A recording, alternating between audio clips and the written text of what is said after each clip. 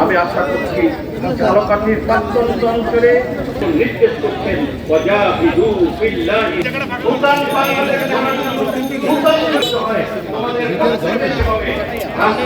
মুমিনে কামিল কখনো ব্যক্তি প্রতিষ্ঠার কাজকে তিনি আমাদেরকে বাছাই করেছেন আল্লাহর দিন। আমরা বলছি তারা, আল্লাহ বলছে তা নয়। ইসলাম এখন যারা কর্মী আছেন, এখনো যারা জামাত, আমরা আর কেমন বাংলাদেশ চাই? আমরা ওই বাংলাদেশ চাই যেই দেশের কোর্ট কাছারি, অফিস আদালত, মিল, সেক্টর, ইন্ডাস্ট্রি, কর্পোরেশন, স্বায়ত্তশাসিত শাসিত প্রতিষ্ঠান, কোথাও গিয়ে আপনি লাঞ্ছিত হবেন না, অপমানিত হবেন না, কারো ভিক্ষা আপনাকে চাইতে হবে না, বরঞ্চ আপনার অধিকার আপনাকে সম্মানের সাথে দিতে হবে। সেই বাংলাদেশ চাই। শ্রমিক তার ঘামের অধিকার পাবে, মূল্য পাবে।